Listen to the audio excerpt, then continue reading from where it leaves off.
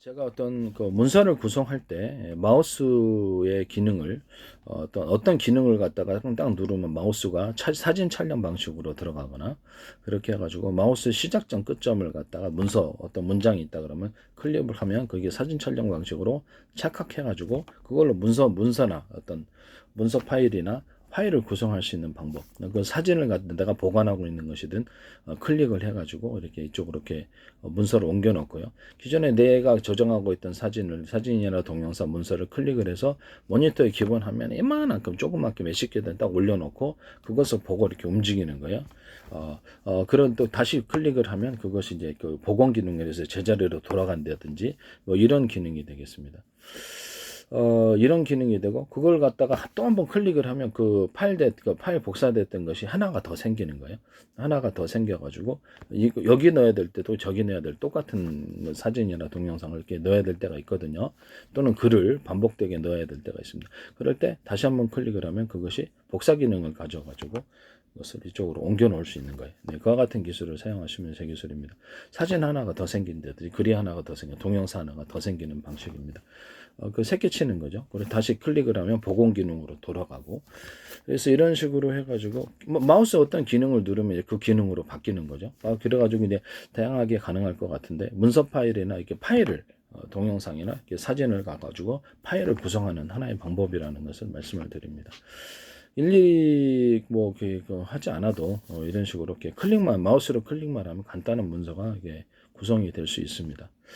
이것을 이제 노트북 컴퓨터나 이런 데는 마우스가 상대적으로 없다 그러면은 그렇죠. 그 손가락 터치로 제가 말씀을 드렸죠. 모니터 화면이나 이렇게 기타의 어떤 노트북 컴퓨터 화면, 스마트폰 화면 손가락으로 누르면은 거기에 이렇게 뭐 어떤 소프트웨어적으로 키보드가 나오고 거기다 마우스 손의 움직임을 마우스로 대신해 가지고 그것을 인식을 해 가지고 그렇게 할 수 있다. 아니면 또 다른 액정 디스플레이기를 만들어서 이런 이렇게 키보드를 없애버리고 액정 어떤 디스플레이 키보드를 만들고 거기다가 이런 마우스도 통합을 시켜 손의 움직임을 인식해서 유무선 방법으로 데스크탑에 연결되든지 아니면 노트북에 연결되든지 이런 식으로 한다고 또는 그것을 스마트폰과 연결해 가지고 스마트폰에서도 이렇게 큰 글자로 치고 싶은 사람 있잖아요. 뭐 마우스처럼 치고 싶은 그러면 스마트폰도 그 기능으로 인식 기능으로 바뀌어야 되겠네요. 네, 그렇습니다. 그렇게 바뀌시면 그렇게 만드시면 스마트폰에 이런 기능을 주시면 제 기술입니다. 또는 스마트폰에서는 마우스가 없잖아요. 마우스가 없기 때문에 손가락 터치로 이제 다 한단 말씀이에요. 그러면 거기다가 어떤 뭐라 그럴까? 거기 키보드를 소프트웨어적으로 띄울 수 있잖아요. 스마트폰에 그런 기능이 있나요?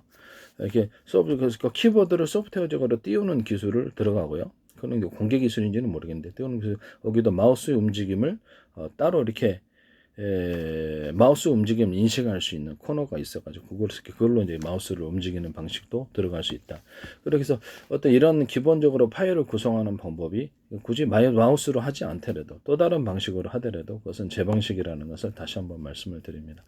어떤 TV 안에서도 인식을 하면서 앞으로 이제 컴퓨터 TV가 방송과 인터넷의 결합이 있을 것이기 때문에 그것을 내가 액정 디스플레이를 만들어서 자판, 키보드, 음성 명령도 당연히 가능하지만 키보드로 쳐야 된다. 인터넷 검색을 해야 될 때 키보드로 쳐야 될 때 이런 액정 디스플레이 만들고 이 마우스 기능까지 인식을 하기 위해서 그렇게 하고 유무선 신호를 주고받고 좀 비싼 거는 컴퓨터나 TV 화면이 나한테 떠가지고 내가 2층이나 3층에 있더라도 컴퓨터 조작을 할 수 있는 어떻게 기존의 키보드 방식에서 벗어나서 기존의 어떤 TV 리모컨 방식에서 벗어나 가지고 전 세계 그 가전기기를 전체적으로 다 총괄하는 기능까지도 가질 수 있고요. 그래서 이제 컴퓨터나 어떤 TV 화면을 내가 보면서 조작한다는 거지. 2층, 3층에 있어도 1층에 있는 것을 그런 식으로 만드는 약간 무선 초인종 방식으로 만드는데 워키토키 방식으로 컴퓨터하고 이 액정 디스플레이가 서로 통신을 하는 겁니다. 내가 이제 컴퓨터나 TV에도 이런 워키토키 방식의 어떤 자체 전파, 그러니까 어떤 인터넷망을 이용해 가지고 케이블 TV다 그러면 인터넷망을 이용해서 전화 통화도 가능하고 이렇게 할 수 있어요. 할 수 있으나 자체 전파 방식으로 서로 파행했던 여러 개의 전파를 송수신하는 구조. 하나의 전파를 이렇게 신호만 소출 번호만 틀리게 해서 스마트폰 안에 열대 있는 것처럼 이렇게 소출 번호 1번부터 10번까지 해서 그렇게 호출 번호를 틀리게 해서 이것이 정보의 이동과 통신으로 삼을 수 있다. 또 그 중에 하나는 공동 주파수라는 개념으로서 해가지고 그걸 기반으로서 인터넷망이 아닌 무선 주파수로서 무선 TV가 나오는 거죠. 무선 주파수로서 어떤 공동 인터넷망으로서 그 방송을 들어간다든지 방송 하루에 40개 틀어준 방송이죠. 예, 음악 스트리밍을 해준다 이런 서비스가 나올 수 있고요. 몇 개가 됐든 그 중에 이제 이렇게 자체 TV에서 TV로 전화를 건다든지 컴퓨터에서 TV로 전화를 건다든지 스마트폰에서 컴퓨터나 TV로 곧바로 전화를 건다든지 이런 기술 구조가 가능해지는 거예요. 그와 같이 하시면 제 기술입니다. 일단 워키토키 방식으로 TV하고 리모컨이 그 액정 디스플레이 방식의 어떤 종합 통제 기기가 되겠죠. 리모컨, TV 리모컨이 앞으로 이제 그쪽으로 발전할 거라고 저는 생각하고 있고요. 단기적으로 그쪽으로 이렇게 하고 서로 워키토키식으로 신호를 주고받는다는 거죠. 서로 다른 파형의 전파를 각각 쓰든지 하나의 전파를 호출 번호만 틀리게 해서 1번부터 10번까지 해가지고 세부 전파로 하든지 세부 정보로 들어간다든지 그러면 1-1 해가지고 그 안에 또 새끼 쳐가지고 이렇게 신호가 이렇게 있다 그러면 이렇게 신호를 쭈루루 받아서 이렇게 서로 이렇게 주파수 그 무선 주파수로 송수신했을 때 10개가 있다 그러면 다시 새끼 쳐가지고 밑에 서브로 1-1, 1-10 이렇게 들어가고 또 밑에 들어가서 1-2, 1-3, 1- 이렇게 들어간다는 거죠. 신호를 조정할 때 이런 방식도 있을 수 있다라는 것을 음성 명령도 인식도 가능하고 이때 뭐 이런 것도 가능하다. 또 다른 방식은 서로 파행했던 여러 개의 전파 묶음을 사용하고 서로 그 비밀번호暗号 방식, 호출번호 방식도 들어갈 수 있다라는 것을 말씀을 드립니다. 그 다음에 뭐냐면은 그리고 TV 리모컨이 그 단계로 들어가기 전에 지금 간단하게 사용할 수 있는 TV 리모컨을 말씀을 드렸는데 현재 TV 리모컨이 앞에서만 되거든요. 밥 먹을 때 옆으로 좀 비껴나 있으면 신호가 적외선 방식일 때 안 통해요. 그래서 이거를 그냥 무선 초인종 방식으로 바꾸자. TV 리모컨을 그러면 TV 리모컨을 가지고 조명도 이렇게 조정할 수 있거나 또 기다려 뭐 다른 가전기기도 조정할 수 있는 이런 것들도 나올 수 있겠죠. 방식이. 그것도 서로 파행했던 여러 개의 전파로서 TV 2층에 있더라도 3층에 있더라도 1층에 있는 걸 조작하는 거예요. 좀 비싼 건 화면이 띄우겠죠. 화면이 띄우지 않고도 채널을 튼다든지 이런 것도 가능하고 그래서 서로 파행했던 여러 개의 전파 묶음을 가지고 각각 다른 전파로 이렇게 그 정보를 갖다가 송수신하는 거죠. 그 송수신 장치가 TV에도 있고 리모컨에도 있어야 되겠고 뭐 또 다른 데 있어도 되겠죠. 셋톱박스에도 있어도 돼요. 그 다음에 두 번째는 어떤 셋톱박스에 들어가겠죠. 아무래도 현재는 셋톱박스가 있으니까 앞으로 컴퓨터 TV의 결합에서는 TV가 직접 그 TV 리모컨의 명령을 받을 거라고 생각합니다. 그 다음에 하나의 전파라 하면은 그 안에서 10개 호출 번호를 가지고 이제 그 안에서 세부 신호를 조작을 하는 거예요. 뭐 그 안에 또 밑으로 또 가지치기해서 이렇게 10개 호출 번호가 있다면 그 밑에도 1-10개를 또 놓거나 이런 식으로도 들어갈 수 있어요. 이거는 전 세계 모든 컴퓨터나 어떤 CPU, 그다음에 CPU 반도체, CPU라든 GPU라든 모든 반도체 제작, 통신 장비, 위성 통신과 모두 이동 통신, 스마트폰, 그다음에 모든 컴퓨터를 설계하는 데 있어서도 이런 그 통신 구조가 반드시 들어갈 것이다라고 저는 생각하고 있습니다.